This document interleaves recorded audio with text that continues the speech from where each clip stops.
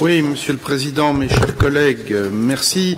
Vous faire un compte-rendu de mon activité comme représentant spécial pour les affaires méditerranéennes, responsabilité que Madame Muttonen m'avait confiée en 2017 et que vous-même, Monsieur le Président, m'avez renouvelée en 2018.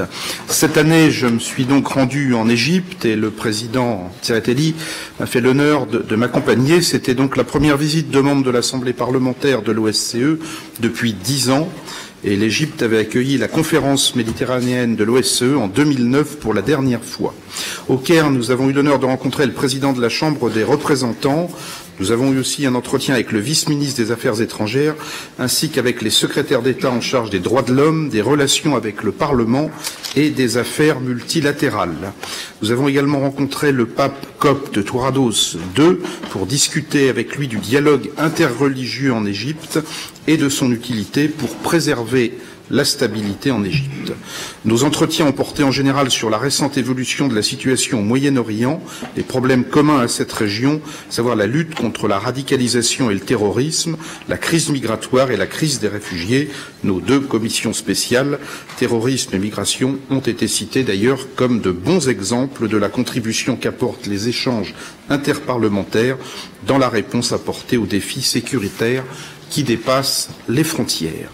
Le président Tsereteli et moi-même avons débattu avec nos homologues de la nécessité de maintenir l'équilibre délicat entre les impératifs de la sécurité intérieure et la protection des libertés individuelles en temps de crise.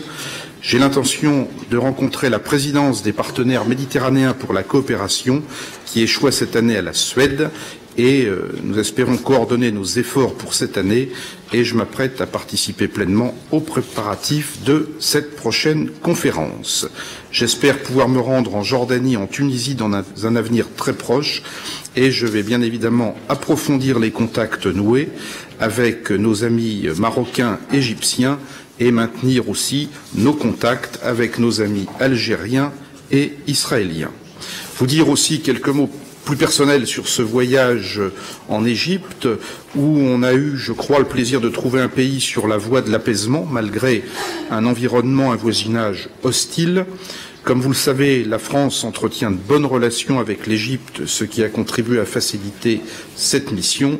Je suis donc reconnaissant à nos homologues égyptiens de l'excellent accueil qu'ils nous ont accordé, et je veux redire qu'il est de notre devoir, à nous autres Européens, d'aider l'Égypte à se moderniser et à se normaliser, car c'est un des rares pays de la région, c'est pas le seul, mais un des rares pays de la région qui montre encore une certaine volonté dans la régularisation des flux migratoires. Enfin, l'actuel gouvernement poursuit son action et sa principale priorité reste la stabilité et la sécurité.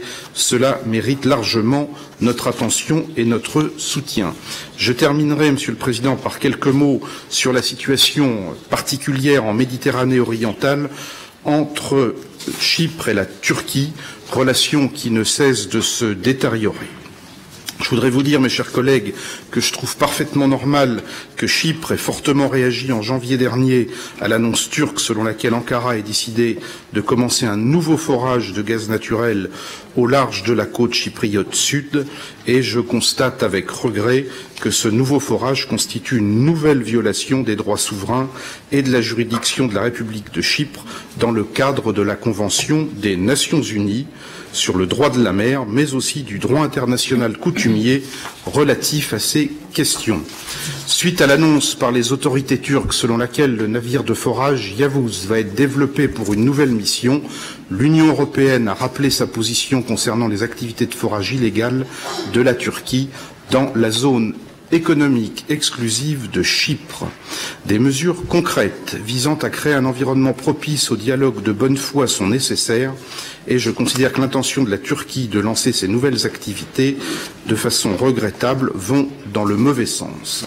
En réponse à l'Union européenne, un porte-parole du ministère turc des Affaires étrangères a demandé à l'Union européenne de mettre fin à ces politiques irréalistes, préjudiciables et de deux poids, deux mesures.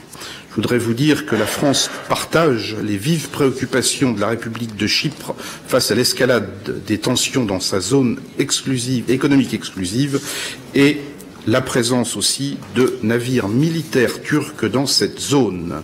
Je vous rappelle que nous avons déjà condamné toutes les nouvelles tentatives de la Turquie d'effectuer illégalement des opérations de forage en violation flagrante du droit international.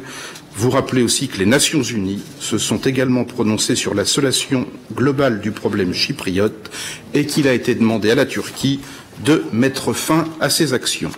Enfin, début février et après des exercices de la marine chypriote auxquels ont pris part des frégates françaises notamment et le groupe aéronaval autour du porte-avions Charles de Gaulle qui a traversé le bloc 8, celui qui est attribué par Nicosie à Total pour la France et à Eni pour l'Italie, fait l'objet d'une campagne de prospection.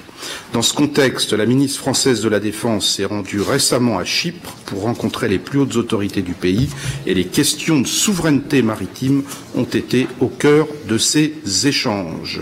Le président français a annoncé la mise en place d'ici juin prochain d'un partenariat stratégique de sécurité entre Paris et Athènes, lequel se traduira par une présence navale accrue de la Marine nationale française dans la région, une coopération industrielle renforcée et des opérations communes maritimes comme terrestres. Ce partenariat devrait donc permettre d'assurer pleinement la sécurité d'une région stratégique pour l'Europe et au-delà.